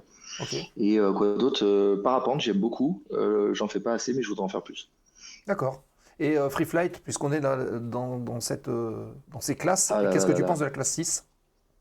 Eh bien, écoute, bon, au risque de faire de la pub pour une chaîne concurrente, j'ai été interviewé avec Airflash là-dessus sur Jumpseat d'Aerobuzz. Et en fait, on est tombé sur un consensus très intéressant, qui est de dire que la classe 6 en elle-même ne me pose pas problème, puisque c'est quelque chose de passionné et que je suis pilote de classe 6. En revanche, ce qui me pose problème, et c'est général à l'ULM, c'est une certaine population que peut attirer l'ULM.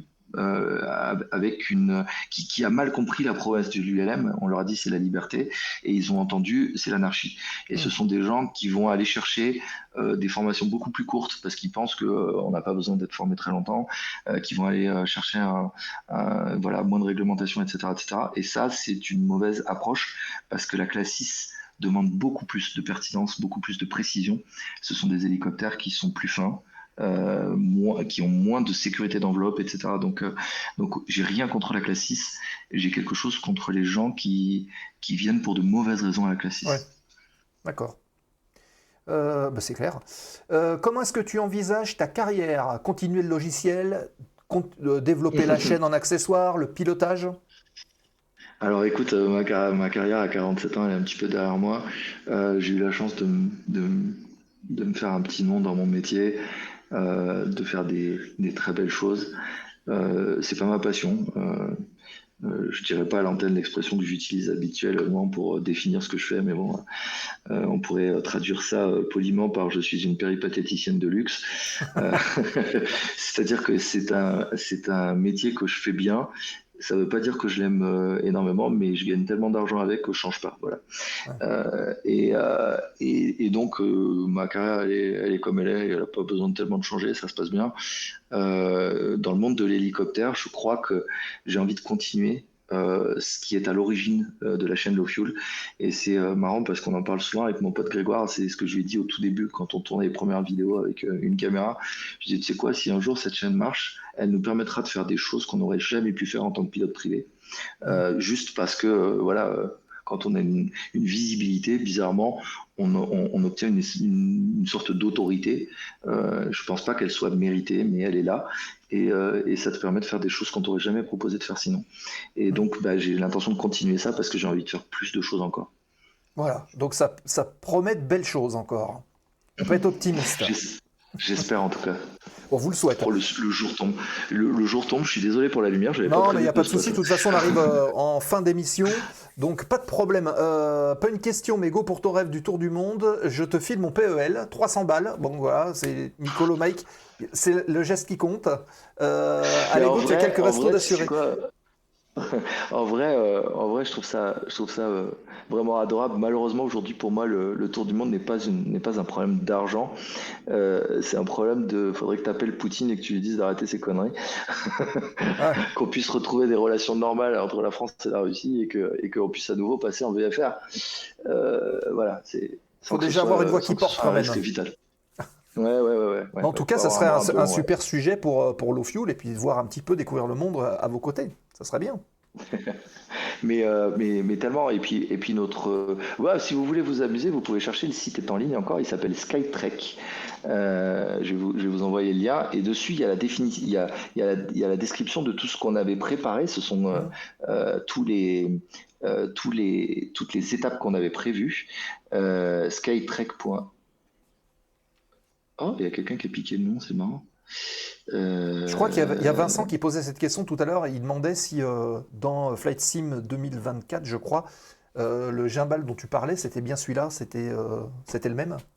Le Cabri G2, ouais, Ouais. absolument, ouais.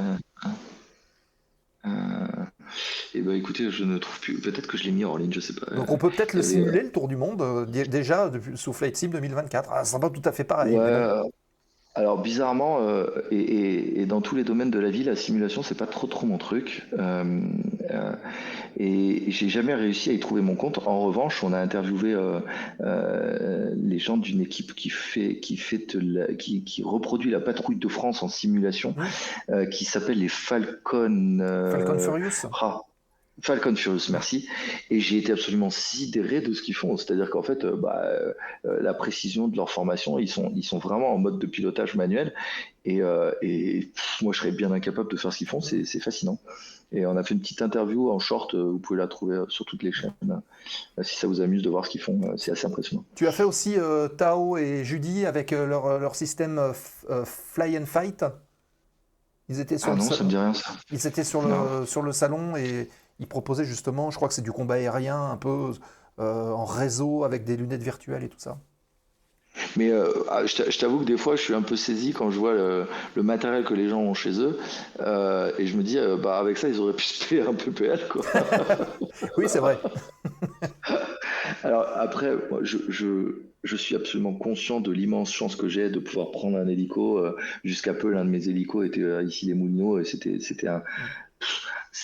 c'est un rêve qui est anachronique aujourd'hui. Mais c'est quand même, imaginez-vous pour un enfant qui regardait, enfin un gamin qui regardait ou qui jouait avec des hélicos radiocommandés, avoir son hélicoptère aux Moulineaux, enfin, je veux dire, je sais pas ce que j'aurais pu faire de plus. Je suis content d'avoir vécu ça. Je suis content d'avoir vécu cette époque. Maintenant, c'est fini. Mais voilà, c'est dingo. Donc, je suis conscient de cette chance immense de voler beaucoup et de pouvoir le faire. Maintenant, c'est pour ça que je pense que j'ai pas besoin de la simulation parce que j'ai la chance de pouvoir voler Ouais. pour de vrai. Ok. Même Michel Drucker, d'ailleurs, qui volait au Moulineaux, il n'avait pas son hélico là-bas, lui. Comme quoi. Il aurait pu, mais je pense Il que aurait c'était pu. plus pratique pour lui de l'avoir dans son jardin. ULM, c'est une sacrée aventure, oui. Ah oui, ok. Donc Mikolomai qui dit qu'il a eu des problèmes de santé, donc il reste que l'ULM. Mais bon, Oui. qu'est-ce qu'on peut dire à tout le monde? C'est de croire, d'y croire, et puis y aller, et de vous donner les moyens d'y arriver. Après tout. Oui, alors c'est très difficile et comprenez bien que ma phrase ne comporte aucune espèce de mépris ou quoi que ce soit, mais j'imagine par exemple qu'on est chauffeur-livreur pour Amazon, se donner les moyens de devenir pilote, c'est un bien grand mot, quoi. Je veux dire, on fait ce qu'on peut et il faut d'abord assurer le vital et aller payer 15 ou 25 000 euros pour faire un brevet, c'est pas envisageable. Et moi j'entends souvent des pilotes dire oui, je me suis donné les moyens de, bon. Ok, mais il y a aussi tout un tas de cases et de chances qu'on a dans la vie et que d'autres n'ont pas. Et donc, dire aux autres, je me suis donné les moyens de faire quelque chose, c'est un peu leur dire, t'as pas fait ce qu'il faut. Et je trouve ça un peu méprisant, moi.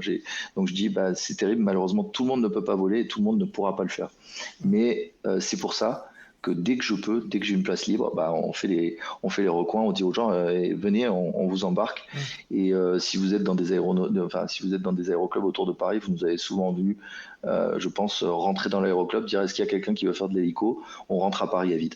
Et ça, j'engage tous les pilotes à faire ça. Rappelez-vous quand vous regardiez des aéronefs décoller à vide, ce que ça vous faisait, et donc pensez-y quand vous décollez à vide. Voilà. Je vous propose de voter pour Corentin aux prochaines élections de la mairie de Paris, de réouvrir les Moulineaux. Voilà, donc il y a déjà des programmes qui se lancent. C'est bon. Si ça peut servir à ça, nous on est ravis. Antoine, je t'ai reconnu.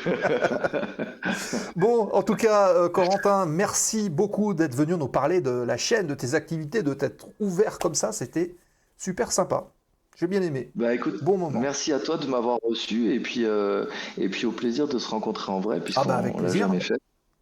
Et voilà. Cette dernière question de Fredo, tu ne penses pas qu'on est un peu sur les derniers Mohicans avec la réglementation qui risque de durcir, etc. Alors c'est exactement ce que je disais tout à l'heure en parlant de rêve anachronique.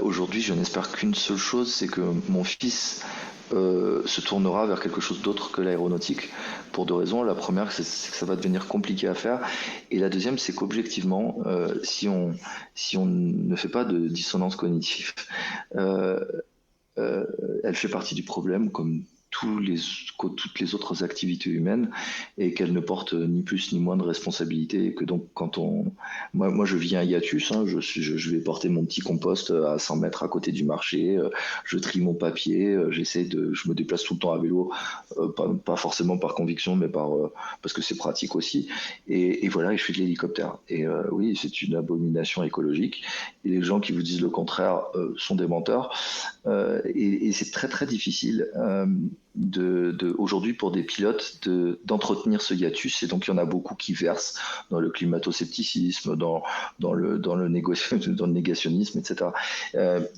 Voilà, il faut pas se flageller, mais il faut aussi avoir conscience que oui, ça reste comme de faire du jet ski, comme de faire etc. Oui, non, c'est pas gratuit écologiquement. Ouais. Bah, comme la dernière Coupe du Monde, avec la climatisation des stades, on en a parlé. Il y a plein de Voilà, choses, hein. et la difficulté, c'est que les gens disent oui, c'est moins de X%, etc. Mais en fait, tout le monde fait un peu ça, et on n'avance pas. Maintenant, moi, ce que je dis toujours, c'est un peu cynique, mais c'est de dire en fait, la Terre, ça se passera très bien pour elle. Il y a déjà eu 6 extinctions. Ça, je le sais parce que je lis des livres à mon fils. Et finalement, c'est les humains qui vont disparaître, c'est pas la Terre. Et donc, c'est pas la Terre qu'on veut sauver, c'est les humains. Et finalement, là, bon, bah, ça, c'est très philosophique, mais à chacun de voir ce qu'il veut faire, quoi. On vous laisse méditer sur ces belles paroles, les amis, bien sûr. Juste avant de te donner le mot de la fin, mon cher Corentin, on va juste parler du programme des 2 dernières émissions qui restent. Hop, je les affiche ici pour cette fin juin. C'est mercredi déjà. On va revenir sur la phase 2 de la première émission qu'on avait faite la première fois avec Dylan Renoir, qui est instructeur avion CPL. Il nous avait parlé de tous les outils pour préparer des navigations. Ben là, maintenant, il va nous parler de comment est-ce qu'on réalise la navigation en se basant sur les outils. C'est la partie numéro 2. Vous étiez assez nombreux à la demander. Et ben donc, ça se passera mercredi avec Cynthia et avec Dylan en direct à 20h30 dans la zone. Moi, je serai ici et eux, ils seront à distance avec tout ce qui va bien, les petites caméras pour montrer un petit peu tout ce qui se passe. Donc, ça devrait être assez sympa. C'est mercredi, n'oubliez pas. Ensuite, eh bien, ce sera la dernière de la saison, non pas l'émission, mais attendez, hop, je l'ai refermé, voilà, c'est ici.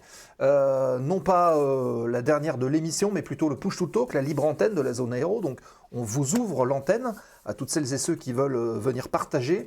Le sujet vous sera proposé par notre équipe de chroniqueurs dans le Discord. C'est lundi prochain à 20h30. Encore une fois, elle est ouverte à tout le monde. Vous pouvez venir discuter en audio, donner vos idées, discuter avec toute l'équipe sans aucun problème. C'est Push to Talk.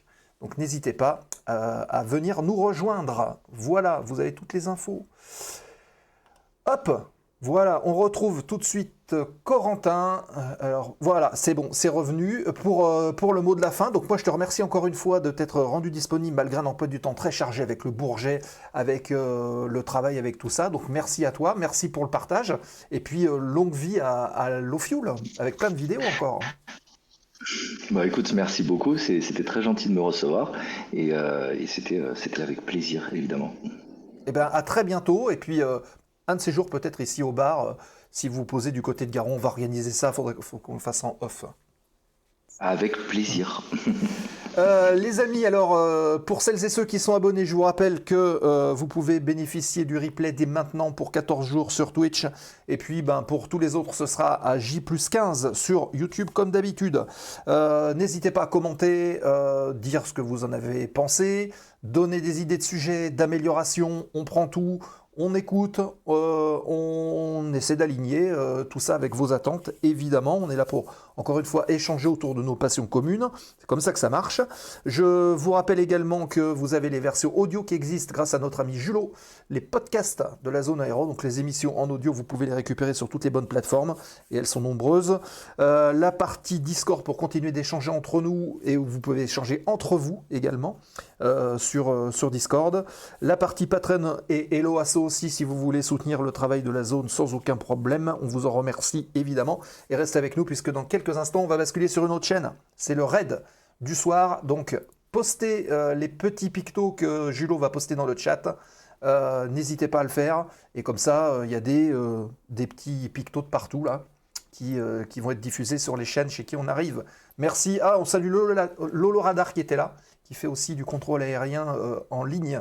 Donc merci à toutes et tous. Bonne soirée. Mais encore une fois, merci Corentin. Merci à la modération. Merci à vous tous. Restez avec nous le temps du générique et les pictos sur la chaîne chez qui on arrive. Bonne soirée et à bientôt. Bye bye. La zone aéro, l'émission. Ladies and gentlemen, this is your captain speaking. La zone aéro ferme les portes du hangar. Merci de votre fidélité et de votre soutien. Et restez avec nous le temps du raid en envoyant les emotes en arrivant. On compte sur vous. Fly safe.